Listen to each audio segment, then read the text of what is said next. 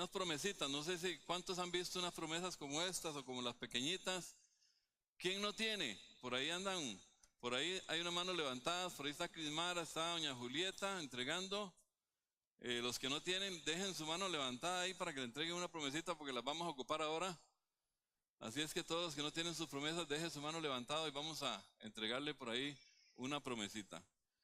Bien, hermanos, hoy el tema que nos compete es sobre la palabra de Dios, el efecto precisamente de la palabra de Dios en la vida integral del ser humano. Y hoy vamos a tener abierto la Biblia en un pasaje que es Hebreos 4:12, y voy a estar leyendo para ustedes. Por ahí se van a estar proyectando los pasajes en las pantallas. Dice así la palabra del Señor, Hebreos 4:12, Reina Valera de 1960. Porque la palabra de Dios es viva y eficaz y más cortante que toda que toda espada de dos filos, y penetra hasta partir el alma y el espíritu, las coyunturas y los tuétanos, y discierne los pensamientos y las intenciones del corazón. Oremos. Señor, una vez más, gracias por tu palabra, Señor. Sabemos que tu palabra nunca vuelve vacía, Señor. Nos disponemos a aprender hoy más de ella. En el nombre del Padre, del Hijo y del Espíritu Santo. Amén. Por ahí el pastor cada rato me dice que tengo que hacer ejercicio, que tengo que comer menos y que tengo que bajar libras. Y yo le dije, hermano, ya bajé como 2 libras esta semana. Me corté el pelo. Ya, no me creyó, ¿verdad? Hoy estamos con otro look. Hermanos, hemos estado hablando precisamente de la Biblia. La hermana Rocío habló la semana precisamente sobre la autoridad de la palabra de Dios para el ser humano. Habló de que la Biblia son inspiradas por el Espíritu, ¿verdad? Algunas personas que fueron las que la escribieron. Y habló también de que debemos aceptar, ¿verdad? Y tener esa responsabilidad de leerla y de tomarla como autoridad. Así como Pablo se lo dijo a Timoteo, de que no dejara de leer las Escrituras porque eso nos haría sabios para salvación por medio de la fe en Jesucristo. De eso habló nuestra hermana Rocío la semana pasada. Este mes, ustedes saben que es el mes de la Biblia, se está celebrando el mes de la Biblia, y por eso hemos estado hablando de la Biblia, y vamos a hablar un poquito sobre la Biblia y la importancia de leerla. Mi propósito con este mensaje es que comprendamos que es importantísimo la palabra del Señor para que llegue a todo nuestro ser integral, que es importantísimo inclusive más que comer. Oigan, cuando Jesús estuvo en el desierto 40 días, 40 noches, y el diablo estaba tentándolo con esa hambre, imagínense que debiera tener de tanto tiempo, el Señor dijo, cuando lo estaban tentando con el pan, hay otras cosas más importantes. No solo de pan vive el hombre, sino de toda palabra que sale de la boca de Dios. Amén.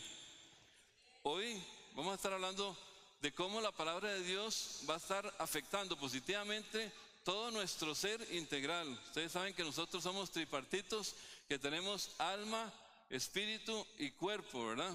Hoy vamos a estar viendo cómo la palabra de Dios va a afectar positivamente todas estas áreas. Vamos a estar dividiendo nuestra prédica de hoy en 2 puntos, un punto bastante extenso y otro punto más pequeño al final. La primera parte, vamos a hablar precisamente de esos efectos que la palabra de Dios tiene en el alma, en el espíritu y en el cuerpo del ser humano. Ahí nos vamos a concentrar en ese primer punto, una parte más extensa, y otra parte más pequeña, el segundo punto, donde dice qué hacer para recibir esos efectos de la palabra de Dios. En Primera de Tesalonicenses 5:23 dice, y el mismo Dios de paz os santifique por completo, y vuestro espíritu y vuestra alma y vuestro cuerpo sean guardados perfectos e irreprensibles para la venida de nuestro Señor Jesucristo. Ahí estamos entonces hablando de las 3 cosas que posee el ser humano, un ser integral, alma, cuerpo y espíritu. Pero ahorita vamos a concentrarnos un poquito en el alma entonces, para empezar con este tema. Como vimos en la cita bíblica que tenemos de referencia, Hebreos 4:12 dice que la palabra de Dios penetra hasta cortar el alma. Vamos a hablar un poquito del alma. El alma, hermanos, la Biblia, por ejemplo, nos da emociones, la Biblia nos da felicidad, nos trae alivio, nos aboca una voluntad conforme a los designios de Dios. ¿Ustedes lo creen? Sí. El alma, mis hermanos, el alma es, aunque no se vea, es tan real como el cuerpo. El alma se compone de 3 cosas. Una es la mente, que es esa parte que nos hace pensar, que nos hace razonar, que nos hace considerar, recordar, imaginar las cosas. Esa es la parte del alma. Estamos viendo cómo la Biblia afecta positivamente el alma en este momento. Pero no solamente la mente, sino también nuestras emociones. La Biblia entonces nos enseña a controlar mucho la parte emocional también.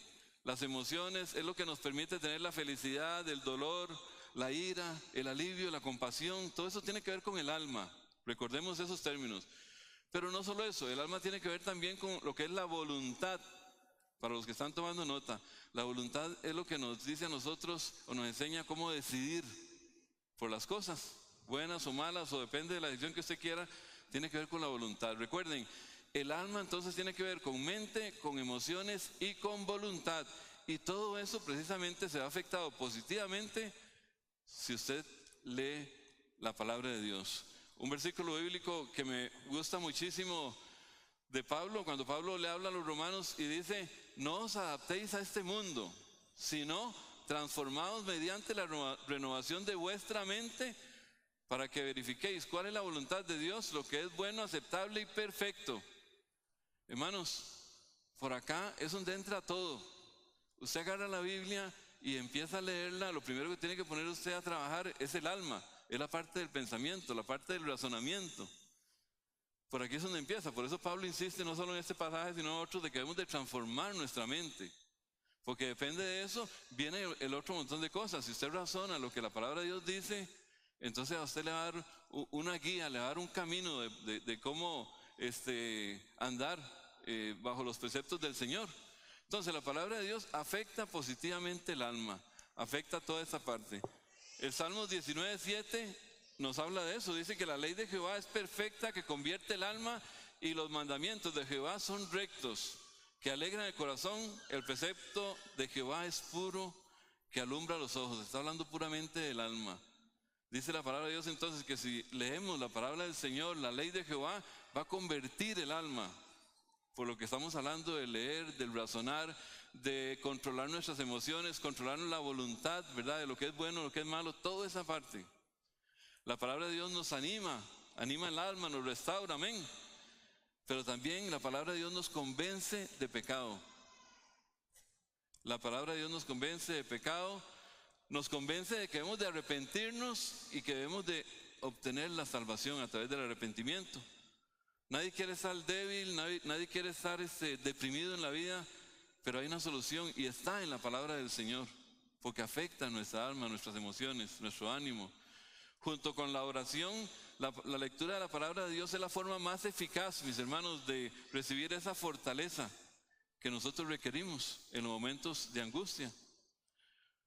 Hermanos, un gran número de personas fracasan en la vida es porque no se están dejando llevar por la palabra de Dios, porque no la estudian, porque no solamente la estudian, sino que también tienen que razonarla, y no solo eso, sino poner en práctica la palabra de Dios. Y hay muchas personas que fracasan en la vida por eso. Juan 15:11 dice: estas cosas os he hablado para que mi gozo esté en vosotros y vuestro gozo sea cumplido. La palabra de Dios también nos da gozo en el alma. Trae gozo y alegría a nuestra alma, nos alimenta, nos consuela, nos anima, pero también nos hace nuevas criaturas. Hermanos, Benjamin Franklin es un inventor en Estados Unidos. Él nació en Boston, pero se fue para Filadelfia. Y este hermano Benjamin Franklin en 1790, este señor creía en la Biblia, y para él la Biblia era también como un manual. Interesantemente, lo invitan a Francia para dar una charla en un congreso de una colonia de ateos. Imagínense, el hombre lo invitan a dar una charla a una colonia de ateos en Francia en 1790. Benjamin Franklin, cuando llegó ahí y vio toda la gente sentada, entonces dejó que ellos se expresaran primero, y todos empezaron a hablar sobre por qué no creían en Dios y por qué todo ese montón de cosas que creen los ateos. Cuando terminaron, le dieron la participación a Benjamin Franklin. Él se paró al frente y dijo: voy a contarles una historia. Es una historia de amor. Esa historia de amor es sobre Boaz y Ruth. No sé cuántos han leído la historia de Ruth, pero es una historia linda de amor. Cuando Ruth queda viuda y cuando conoce a Boaz y Boaz la trata como una reina, no como una empleada. Y bueno, la cuestión es que cuando termina de contar esta historia, a la gente le gustó. Y a todos los que estaban ahí quedaron con la boca abierta porque les gustó la historia de Ruth y Boaz. Y uno de ellos preguntó, bueno, en tiempo de preguntas, ¿de dónde salió ese libro? ¿Quién tiene ese libro? ¿Usted lo escribió? Porque la verdad es que esas historias de amor que cuenta ese libro están bonitas. Me gustaría comprar un tomo de esos. Entonces Benjamin Franklin, cuando le hicieron esa pregunta, sacó una pequeña Biblia que tenía en su saco, en su bolsillo, y dijo, yo saqué esa historia de amor de acá. Este libro se llama la Biblia, el libro que ustedes quieren destruir, el libro que ustedes están pisoteando. Esta es la Biblia y de ahí saqué esa historia de amor. Pero ahora les voy a contar otra historia de amor, si me permiten, la historia de Jesús. Cuando Benjamin Franklin terminó de dar su discurso y terminó hablando de la historia de Jesús y demás, fue el último día que se reunieron como ateos y la colonia de ateos se dispersó. Gloria a Dios, hermanos, porque la Biblia es indestructible. Denle un aplauso al Señor, claro. Gloria a Dios.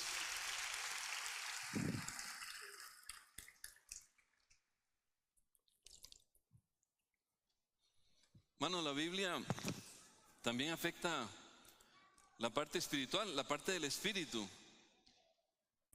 El espíritu, ya entendimos y nos quedó claro que la Biblia afecta entonces toda la parte del alma, todas las emociones, la mente, el razonamiento, todo esto, ¿verdad? Las decisiones a través de la voluntad y todo. Pero también la parte del espíritu. La palabra de Dios nos dice en Santiago 1:8, Él de su voluntad nos hizo nacer por la palabra de verdad para que seamos criaturas, para que seamos primicias de sus criaturas. Hermanos, el Señor de su voluntad sopló y nos dio a nosotros un espíritu, ¿se acuerdan? Habla de eso la Biblia, cuando al principio Él sopló y nos dio ese espíritu a nosotros. Ese espíritu es lo que usted tiene, que se relaciona directamente con Dios. Es la parte, el espíritu que usted tiene es la parte que está en conexión con esa esfera espiritual de usted y Dios, nada más. Es la parte más escondida de uno, pero sin embargo la parte más importante. El pastor es uno que a nosotros, por lo menos los líderes, cuando hemos llegado a buscarlo y le hemos dicho alguna cosa, o le vamos a decir alguna cosa, o traerle algún proyecto, o alguna queja, o lo que sea, el pastor Jorge nos dice, hermano, un momento, ¿usted me va a hablar a mí en el espíritu o en la carne? O en el alma, ¿eh? El alma es la parte emocional. Ya están distinguiendo, ¿verdad? Hablar en el espíritu, hermanos, el espíritu no se equivoca. La parte espiritual suya es lo que tiene esa conexión directa con Dios. Y eso no se equivoca. Se puede equivocar el alma y las emociones y demás, y el cuerpo, pero la parte espiritual no. ¿Estamos entendiendo, hermano? La parte espiritual. Algunos efectos de la palabra de Dios en nuestro espíritu, por su palabra nacemos de nuevo. Así lo menciona Santiago 1:8, por la palabra de Dios es que hemos nacido de nuevo. Somos nuevas criaturas. Dice que todas las cosas viejas pasaron, ¿se acuerdan? He aquí ahora todas son hechas nuevas. Hebreos 4:12, recuerden lo que dice la palabra de Dios en el versículo lema, que la palabra de Dios es viva y eficaz y más cortante que espada de dos filos y penetra el alma y el espíritu. Hermanos, la parte espiritual es importantísima en nuestra vida y eso lo vamos a captar leyendo la palabra de Dios. La palabra de Dios es la que nos transmite precisamente la importancia de que usted viva una vida espiritual, de que su espíritu esté en esa conexión con el Señor. El espíritu es el regalo del Señor para que nosotros estemos conectados con Él. Por su palabra, la comunicación también en este ámbito espiritual se restablece. Ustedes saben que esa comunicación directa que teníamos con Dios, una vez que entró el pecado, se ve interrumpida. Por su palabra usted se va a dar cuenta y por el arrepentimiento de nuestros pecados y el aceptar al Señor Jesucristo en nuestros corazones, que todo eso está en la Biblia, es que nos damos cuenta de que tenemos una comunicación restablecida con el Señor. Tenemos una comunicación directa porque estamos hablando de un término del Espíritu, ¿verdad? Nuestra comunicación es restablecida. La palabra de Dios nos habla, orad sin cesar, en 1 Tesalonicenses 5:17, y es la forma precisamente que nos comunicamos con el Señor. Y la palabra de Dios también nos da la posibilidad de que conozcamos lo que agrada y lo que desagrada también a Dios. Es cuestión de ponerse a leer la palabra de Dios y decir, estoy haciendo esto bien o estoy haciendo esto mal. La palabra de Dios entonces nos vamos a dar cuenta si la leemos, si usted está agradando o no está agradando al Señor. Si estamos agradando al Señor, hermanos, si somos más espirituales, los frutos van a emerger naturalmente. Si no, la palabra de Dios también nos va a hablar y nos va a mostrar cómo nosotros estamos tomando para un lugar que no es debido. La palabra de Dios nos alimenta, hermanos, también, y nos sostiene y nos nutre nuestras vidas. Primera de Pedro 2, 1, 2 dice, desechando pues toda malicia, todo engaño, hipocresía, envidias y todas las detracciones, desead como niños recién nacidos la leche espiritual no adulterada, para que por ella crezcáis para salvación. Hermanos, desead como niños recién nacidos la palabra del Señor. Ese desear, yo me imagino tal vez a una mujer embarazada cuando le hablan de un mango cele, hasta se le caen las babas, ¿verdad? Qué rico un mango cele. Bueno, desear, escudriñar la palabra de Dios, las escrituras. La palabra de Dios nos habla de esto en primera de Pedro 2, 1, 2, como el niño que naturalmente quiere la leche de su mamá. Eso lo vemos en la naturaleza, en todo ámbito de la naturaleza. Hay una ley inmutable que es que los bebés, inclusive los animales, ellos cuando nacen ya están buscando la leche. Usted los pone en el pecho, ellos buscan el pecho de la mamá para alimentarse. Igual los bebés también, por una forma natural. Ellos desean y naturalmente son alimentados. Pues así habla la palabra de Dios. Nosotros debemos de desearla, una forma de desearla natural, la palabra de Dios. Y algo interesante de este versículo, hermanos, es que dice que es leche no adulterada. Yo me puse a investigar un poquito qué significaba eso, la leche no adulterada, según primera de Pedro. Y esa leche no adulterada, precisamente es que hoy en día vemos cómo hay personas que tergiversan la palabra de Dios. Cómo hay personas que vienen y le exponen a usted algo y le dicen aquí y allá y hasta sacan versículos bíblicos que nada que ver, porque ellos los están acomodando para su conveniencia. No sé cuántos lo han visto. Leche adulterada. Yo por lo menos lo he visto. Hay les voy a contar dos ejemplos. Una vez en Montúfar, me acuerdo que estábamos en una vigilia y estaba un pastor hincado orando. Cuando el pastor estaba hincado orando en esa vigilia, él se levantó y me dice, hermanos, el Señor me habló algo con respecto a usted. Y yo, ajá, ¿qué fue, hermano? El Señor me dijo que usted tenía que darme esa jacket que tiene. Una jacket nueva que yo tenía de Estados Unidos, ¿verdad? Muy bonita. Y yo, tiene buen ojo el hermano, ¿eh? Y entonces el hombre insistió 2 o 3 veces, hermano, es que el Señor me dijo que usted tenía que darme esa jacket. Bueno, yo me quedé pensando, y los que me conocen saben que yo soy dadivoso, ¿verdad? Que yo no soy muy pinche. Sin embargo, le dije al hermanito, el Señor no me ha dicho nada a mí de eso todavía. El hombre se cansó de insistir. Hay otro ejemplo muy rápido en Indiana 3 de Siquirres. Hace muchos años estuve con mi papá allá y estuvimos visitando una iglesia un poquito extremista ahí. Y en esa iglesia había un evangelista que tenía 3 semanas de estar predicando la palabra de Dios ahí. Bueno, estuvo predicando durante 3 semanas y el evangelista en medio culto se levantó de donde estaba ahí y dijo, hermanos, el Señor me habló en esta mañana. Un evangelista como de 35, 36 años. Y entonces todo el mundo dijo, sí, ¿qué pasó? Todo el mundo estaba creyendo en lo que él venía haciendo en esas 3 semanas de evangelismo. Y el hombre dice, fulanito de tal, póngase de pie, y señala a un señor de la congregación. Cuando el señor se levanta y dice, hermano, el Señor me dijo que me tenías que dar tu hija para desposarla conmigo. Mi tata y yo nos quedamos viendo y digo yo, ay Señor, otro más, ¿verdad? Mano, la más bonita. Ni siquiera escogió así, ¿verdad? Como una hermanita más o menos, ¿verdad? Escogió la más bonita. 19 años tenía la muchacha. Manos, y lo peor fue que el papá vino, se levantó y levantó las manos y dice: gloria a Dios, yo venía orando hace muchos años para que mi hija se casara con un siervo de Dios. Y digo yo, otro más. Mano, la leche adulterada, las personas que tergiversan el verdadero mensaje del Señor.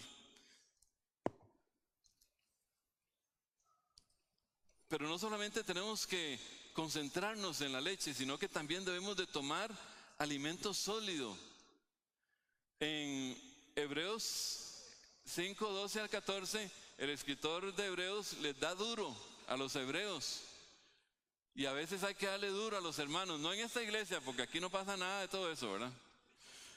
Pero hermanos, oiga lo que dice Hebreos: porque debiendo ser ya maestros, ya veo algunos por ahí haciéndolo aquí, ¿verdad?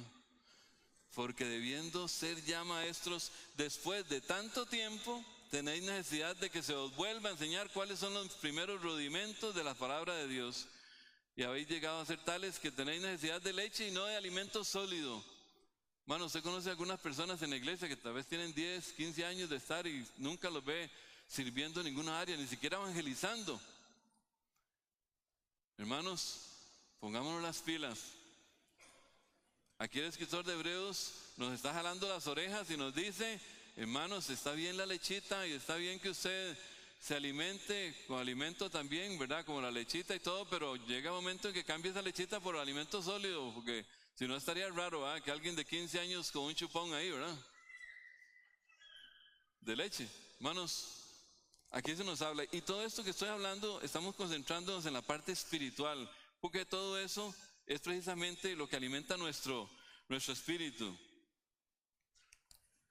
Pero también la palabra de Dios, este punto quería brincármelo, pero el pastor no me dejó.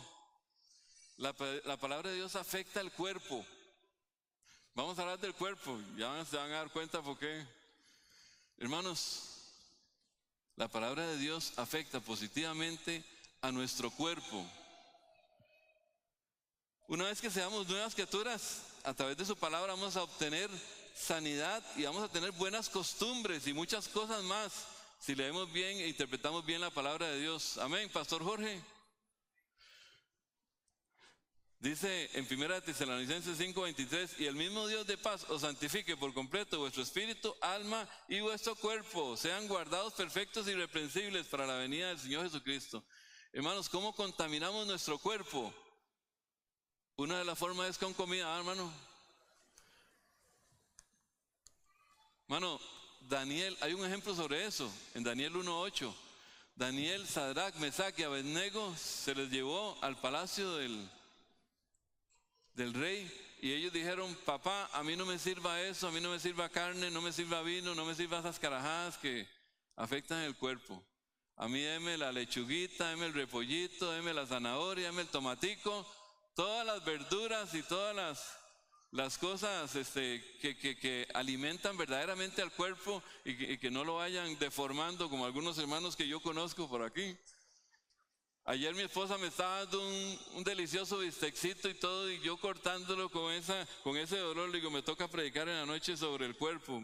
Y yo cortando el bistec sobre el cuerpo. Me lo comí con dolor, hermanos. Pero me lo comí. Hermanos, cuidar el cuerpo es importantísimo. Daniel, Sadrach, Mesach y Abednego son un ejemplo de eso. Fueron los que mejor alimentados y mejor físico tenían en el palacio. Pero también debemos de cuidarnos el cuerpo de no contaminarlo sexualmente. Ustedes conocen también bastantes ejemplos en la Biblia. En Génesis 39, 10, 11 y 12, recuerden la historia de José, cuando la esposa de Potifar lo estuvo tratando de convencer que se acostara con él, a tener relaciones sexuales. ¿Y ella qué hace? Él qué hace, sale corriendo. Él no le importó que probablemente después iba a parar en la cárcel y humillado y demás por una mentira, pero sin embargo dijo: yo me voy a sostener, yo no voy a contaminar mi cuerpo sexualmente. Jóvenes, ¿estamos dispuestos a pasar cualquier tipo de pruebas con tal de no contaminar sexualmente nuestro cuerpo?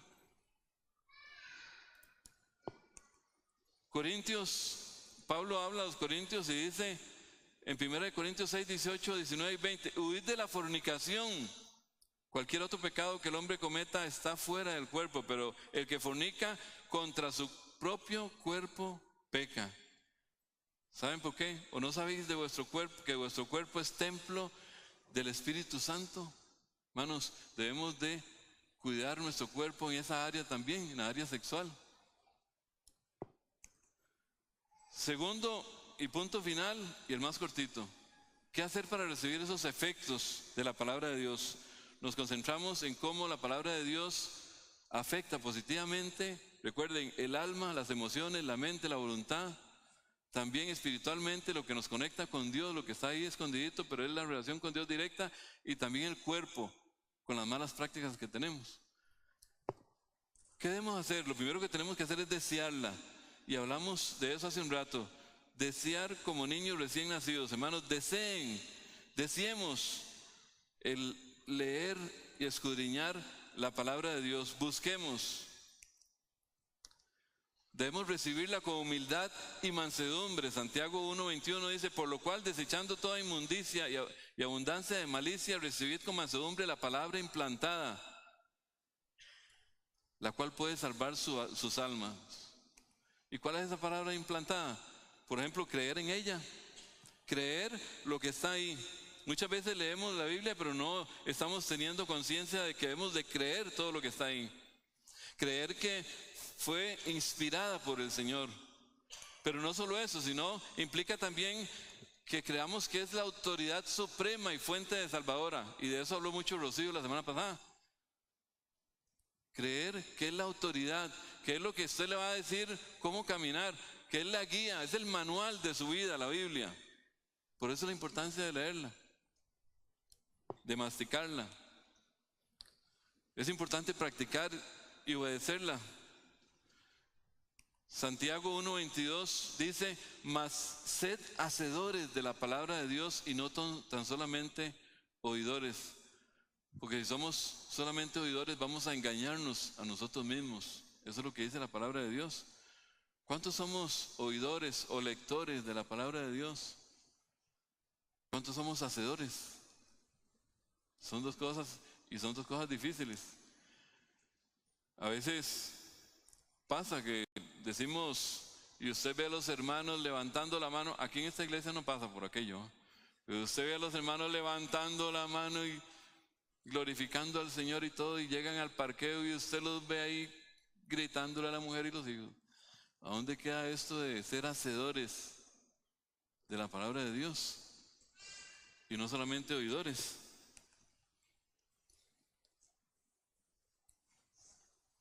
En Santiago 1:23 dice: porque si alguno es oidor de la palabra y no hacedor, es semejante a un hombre que mira su rostro natural en un espejo, pero después, cuando sale, inmediatamente se olvida de qué persona era. Imagínense.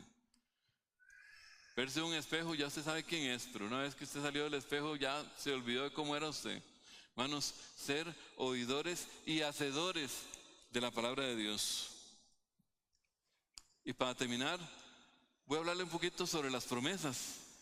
Las promesas de Dios que están escritas en la Biblia y que tal vez nosotros, ustedes y yo, no hemos sido completamente conscientes de lo que implican las promesas del Señor.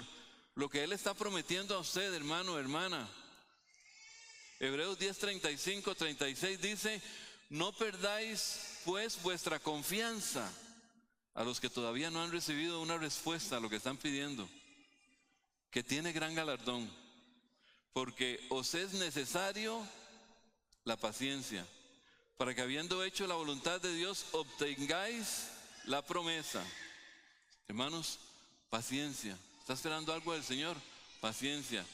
Y así puede obtener la promesa del Señor. ¿Saben qué? Hay más de 3.565 promesas en la Biblia. Más de 3.565 promesas en la Biblia. Y vamos a hacer una actividad pequeñita. Vamos a hacer un desorden ordenado. Saquen todas las promesas que tienen ahí. Las pequeñas o las grandes, no importa.